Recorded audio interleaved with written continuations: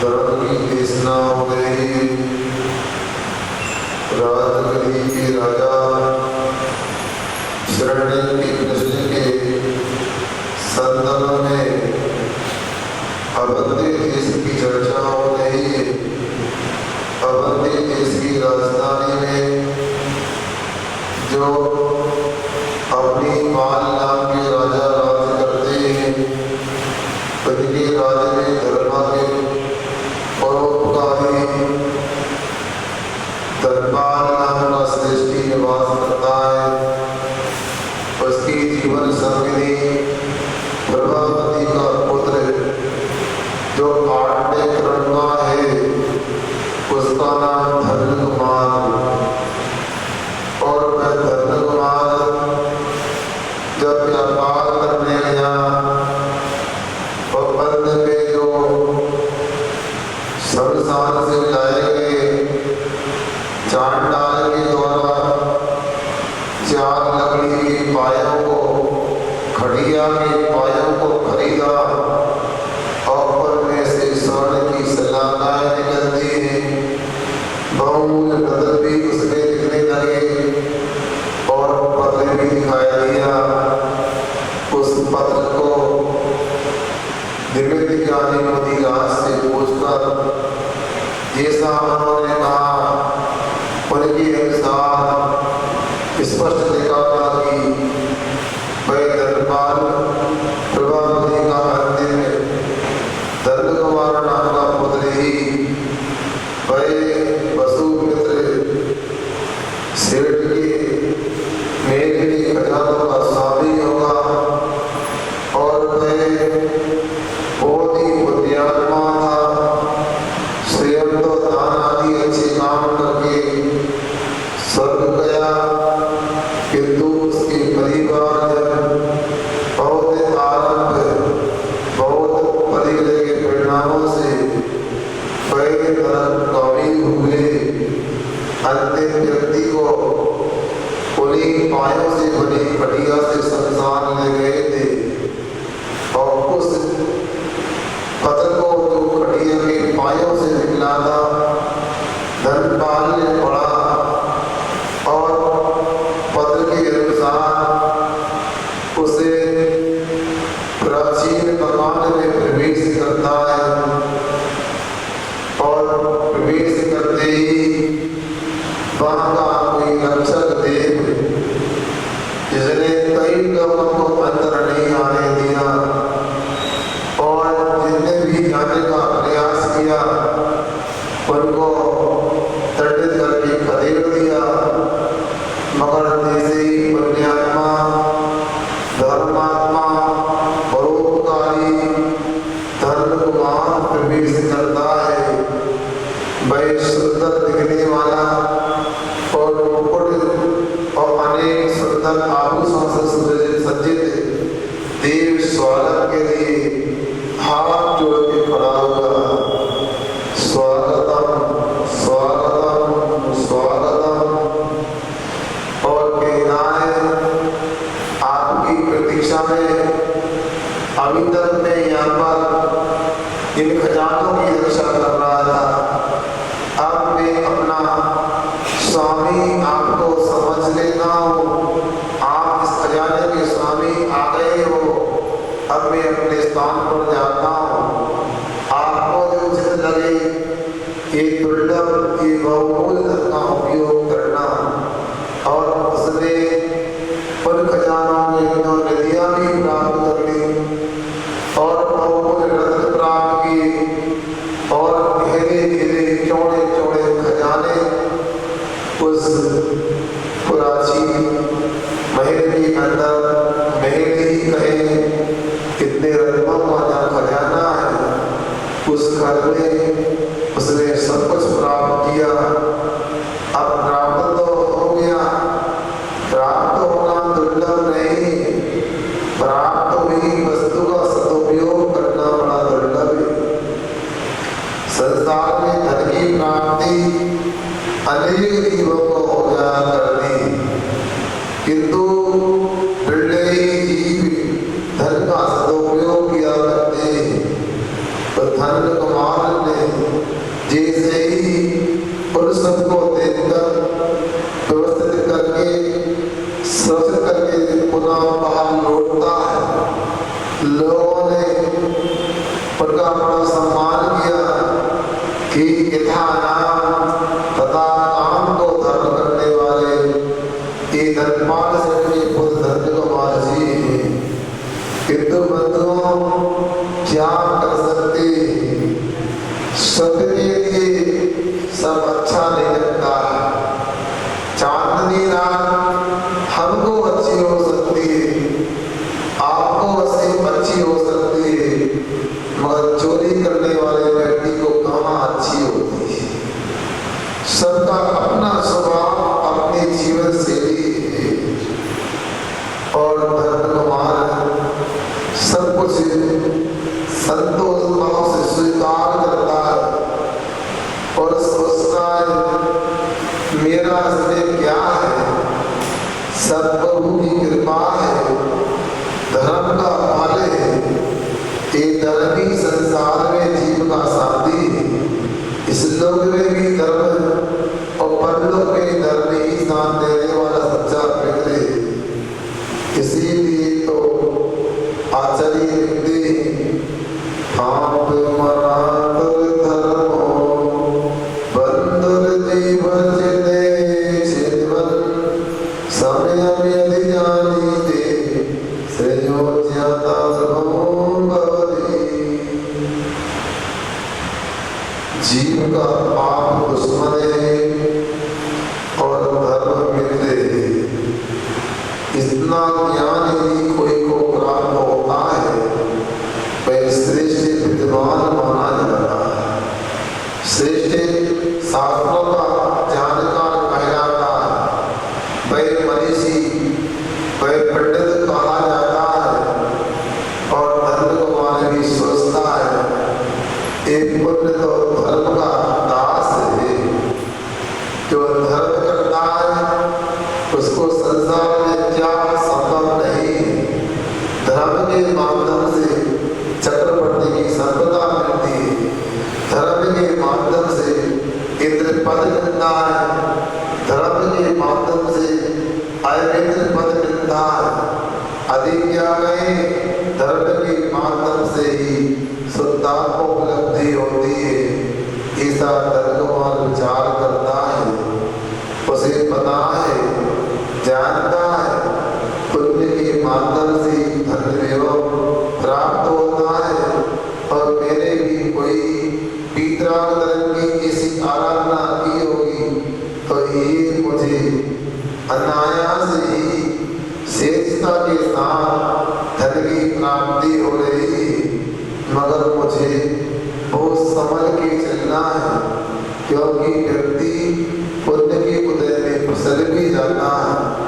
बड़े बड़े चक्रवर्ती ब्रह्मदत्त शुभम चक्रवर्ती धन के कारण ही वह साध्वी पृथ्वी में 33 साल की आयु को धारण करके वह नरक के दुखों को भोग दे।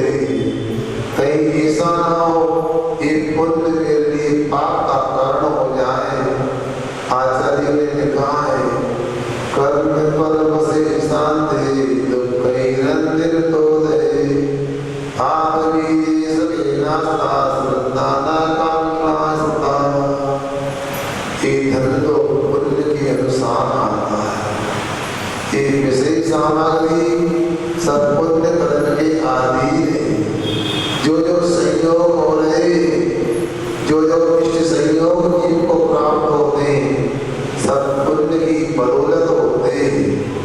किंतु सब कुछ जो जो प्राप्त होता है पुण्य से सब अंत के साथ होता है, नष्ट होने वाला, समाप्त होने वाला।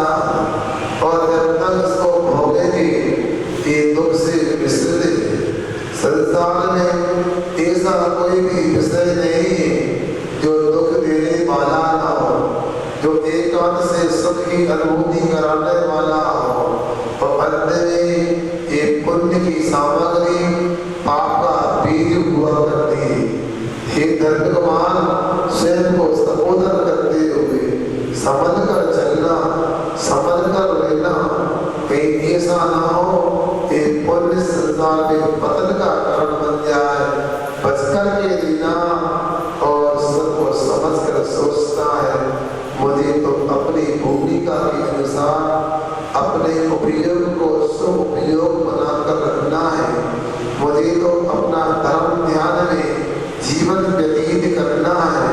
जीवन का सदुपयोग करना है। शास्त्रों में कहा है श्रावक को सबसे पहले पूजन करना चाहिए, गुरु की उपासना करना चाहिए, स्वाध्याय में चित्त लगाना चाहिए, संयम को हमेशा धारण करना चाहिए, तप को अवसर करते देना चाहिए और दान को भी याद रखना चाहिए। वह धन कुमार वह साथ से पुण्य के साथ में जीवन यापन कर रहा है, पग पग पर उसको इष्ट संयोग प्राप्त हो गए कि तू एकांत कहीं नहीं, या पुण्य होता है तो पाप होता है, जैसे दिन होता है तो रात होती है, पूर्णिमा होती तो अमावस्या होती है, वैसे ही संसार की बड़ी विचित्रता है। एकांत से तीर्थंकर को भी सुख प्राप्त नहीं होता। तो मैं क्या लगता हूँ, अगर उसको लगता है मेरा तो कर्तव्य यही करने के योग्य यही जो 6 श्रावक के कर्तव्य और प्रतिदिन भगवान का अभिषेक करना है, पूजन करना है, क्योंकि पूजन 4 प्रकार की शास्त्रों ने बताई। नित्य पूजन, सर्वतोभद्र पूजन, कल्पद्रुम पूजन, अष्टांगा पूजन। एक जगह बाप ने आचार्य भाव संग्रह इंद्र ध्वज पूजन भी बतलाई। नित्य पूजन जो प्रतिदिन अभिषेक के साथ देव शास्त्र गुरु आदि की पूजन की जाती है अष्टद्रव्यों से, ये नित्य पूजन होती है जो प्रतिदिन प्रत्येक श्रावक के द्वारा संपन्न होती है। दूसरी सर्वतोपद्र पूजन होती है, इसको चतुर्मुख पूजन कहते हैं। ये 32,000 मुकुटबद्ध राजाओं के द्वारा की जाती है। तीसरी सर्वतोपद्र पूजन, चतुर्मुख पूजन एक चक्रवर्ती के द्वारा होती है, जिसमें किमिच्छिक दान संपन्न होते हैं। और चौथी अष्टांगा पूजन होती है, जो आप लोग अष्टांगा में विधान किया, जो सिद्ध चक्र मंडल आराधना की, ये अष्टांगा पूजन है, या नंदीश्वर विधान है, ये अष्टांगा पूजन है। और यदि अन्य ग्रंथ को देखें तो वामदेव कहते हैं तो इंद्रों के द्वारा अकृत्रिम नारायणों की पूजन की जाती है, वह पूजन इंद्र ध्वज पूजन होती है। ऐसी पूजनों को करता हुआ वह धन कुमार अपने पापों की निरंतर निर्जरा करता जाता है और साथ से पुण्यानुबंधी पुण्य का प्रसाद करता जाता है। ये धन्य कुमार का जीवन धन्य है। आगे क्या होता है अगली किस्त में आपको जानकारी मिलेगी। 24 घंटे की प्रतीक्षा कीजिए।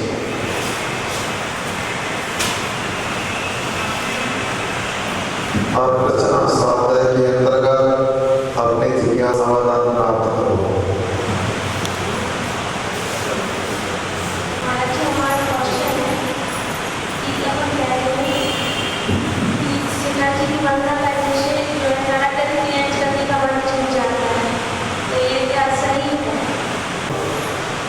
सर्वेश्वर की वंदना करने से नरक गति और ब्रज गति का आश्रय बंद नहीं होता।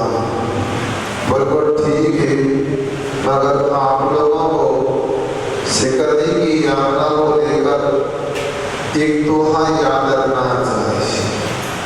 उस दोहा में एक बार नहीं, भाव से का भाव से बंदे जो कोई आई नरक मसलती नहीं होगी। भाव पूर्वक शासक सिद्ध चित सर्वेश्वर की वंदना जो कर लेगा उसके परिणाम कभी नरक आयु जायु के नहीं होते। ये बिल्कुल निश्चित है। पद्म पुराण ग्रंथ को पढ़ो, वहां पर एक प्रसंग आता है त्रिलोक मंडल हाथी का। 3 खंड का अधिपति दशानन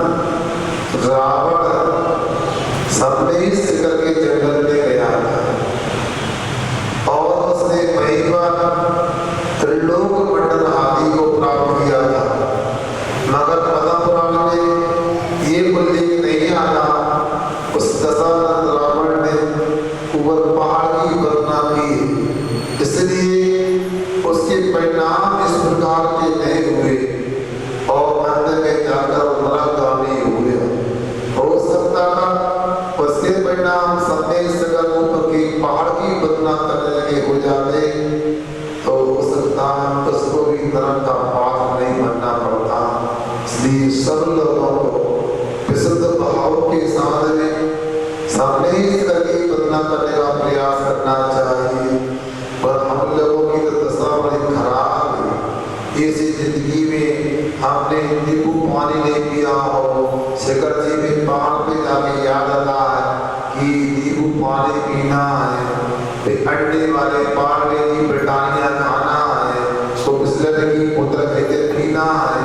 पूरी दुनिया भर के उल्टे सीधे काम बस सोचते और मांसाहारी लोगों को प्रोत्साहन देते।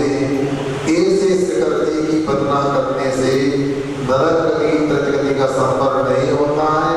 सामने शिखर जैसे पीड़ितों की हमेशा बदला करना चाहिए। और मैं तो कहता हूँ सामने शिखर की क्या, आप तो कैलाश पर्वत की, आप गिरनार की, आप पावापुर की, आप चंपापुर की, आप कुंडलपुर की और यहाँ जितने भी अच्छे क्षेत्र हैं उनकी बहाव से बदला करोगे तो नरक तृतीय से बच जाओगे।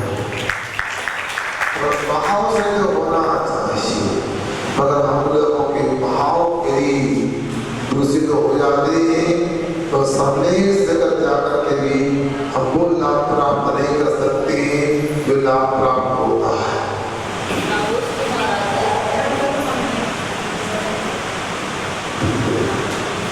नमोस्तु महाराज जी, एक कंचन कलश भरे प्रसाद सुनो, पूरी सुनाओ, पुस्तक लगा के बताओ क्या उधरी तनों का मतलब क्या है? उधरी तनों ये पूजन के छंद के पाठ बताया है। अब इसको तो मैं देखकर बता पाऊंगा क्या लिखा है। आप पुस्तक दिखा देना, मैं चश्मा भी लेके नहीं आया हूँ, इसलिए जो होगा बात में समझ लेना। नारी को अहिंसा के साथ ही लगाए, नारी को अहिंसा के साथ ही लगाए।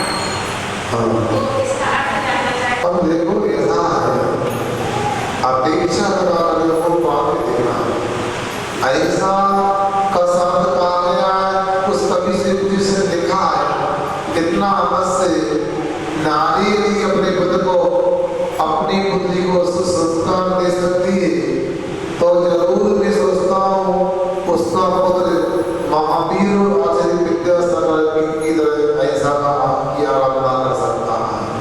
क्योंकि एक मदालता माँ का नाम आता है, मदालता की सफलता 7 या 8 पुत्र हुए और मदालता ने गर्भ में भी उनको संस्कार दिए और जन्म के बाद भी इसको लोरी सुनाती थी, संतोषी बुद्धोषी संसार मायासी, तो इस प्रकार लोरियां सुनाती थी। और परिणाम हुआ यह, जितने भी पुत्र हुए पूरे के पूरे योग समय में दीक्षा लेकर मुनि बन गए और एक माँ के दृढ़ से एक नहीं 8 पुत्रों ने मुनि दीक्षा ली थी। ऐसा अपेक्षा लगा करके मन गलत बात को जमा सकते हैं।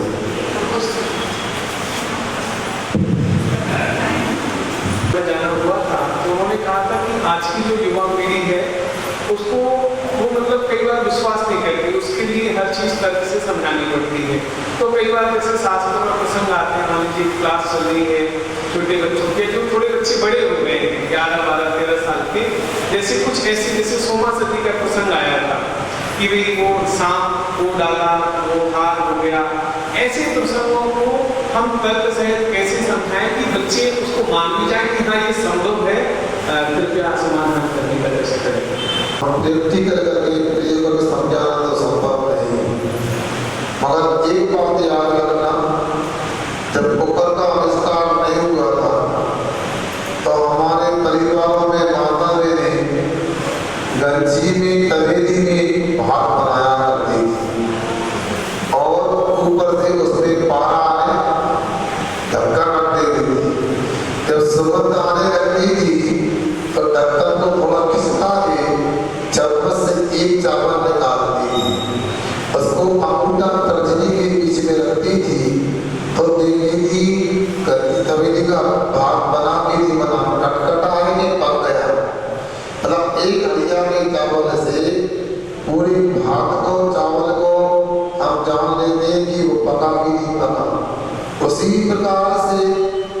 ये पूर्व की पुराण ग्रंथों की बातें हैं कि सोमावती के गले में सांप हार बन गया था, सीता माता के अग्नि का कुंड जल बन गया था।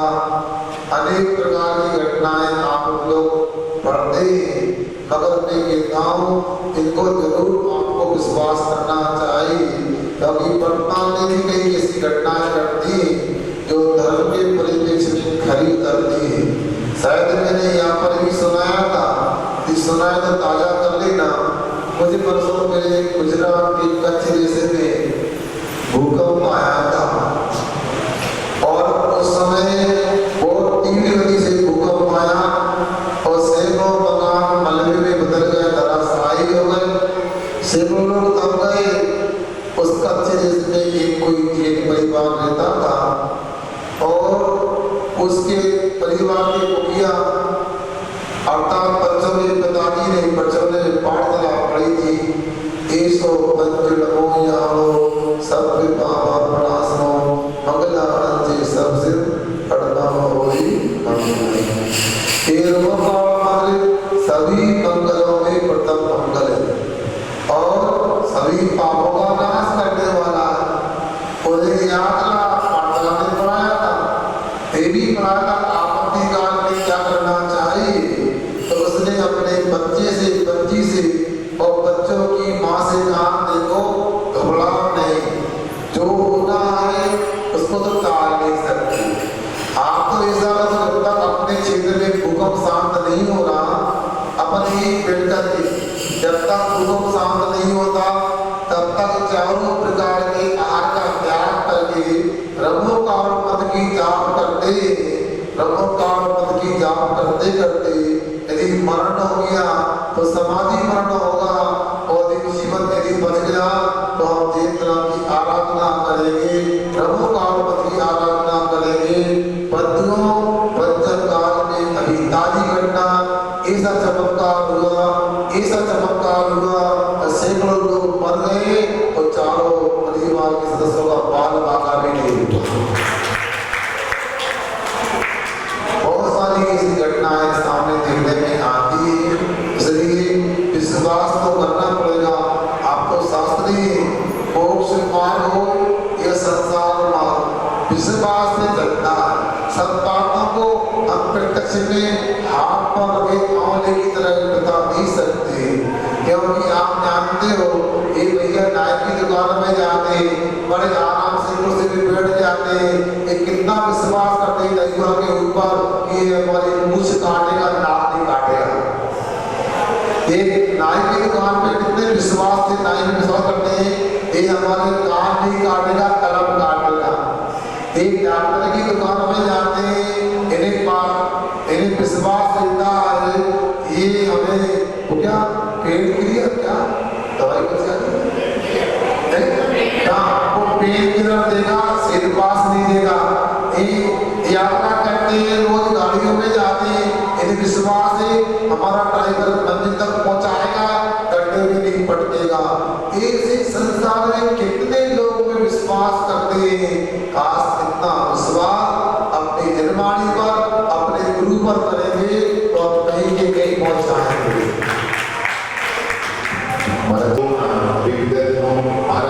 आचार्य सिंह कामको महानंद जी की नर्मद हत्या कर दी गई, उनके हाथ पांव काट के बोर में डाल दिए, मतलब बहुत वो लग रहा है। तो इसमें ऐसे में हम सभी को क्या करना चाहिए?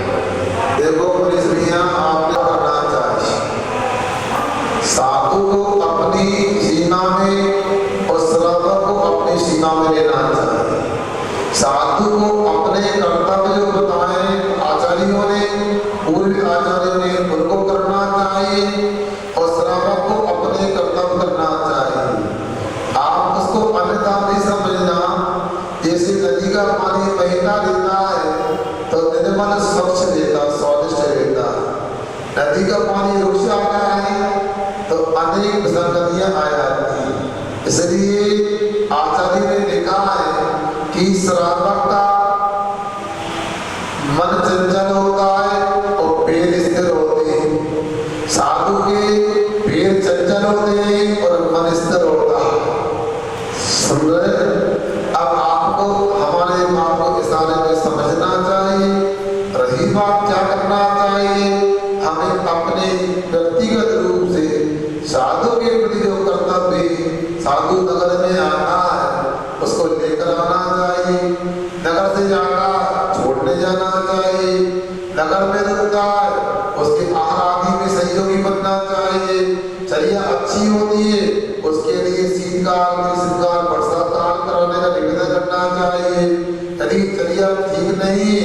सुधारने का प्रयास करना चाहिए। फिर भी नहीं सुधर रहा है तो आपको अपने तरीके से मार्गदर्शक भाव का उपयोग करना चाहिए। महाराज की इच्छा भी है। महाराज जी अतिशय क्षेत्र और शुद्धि क्षेत्र में क्या अंतर है? विकास भी पर विशेष प्रकार की देवों की तरफ भक्ति व्यक्त की जाती है और भक्ति का विशेष कुछ फल दिखाई देता है, उसको अतिशय क्षेत्र कहते हैं। और दूसरा जहाँ से देवों के लिए शुद्धताओं की उपलब्धि होती है, सिद्ध पद की प्राप्ति होती है, निर्माण की प्राप्ति होती है, उसे सिद्ध क्षेत्र कहते हैं। इतना ही जानना चाहिए।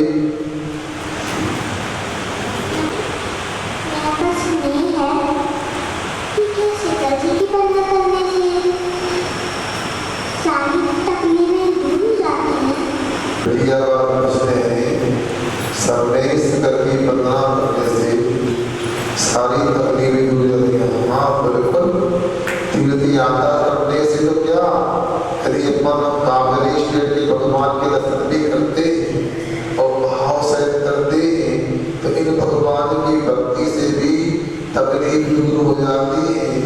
आपकी तरह कोई छोटा सा बच्चा था, उसको सांप ने काट लिया था, उसके पिताजी भगवान की पूजन कर रहे थे, माँ उसको बच्चे को लेके आई और पिताजी ने पूजन में ऐसा मन लगाया और को ध्यान भी दिया, बच्चे को सांप ने काट लिया है।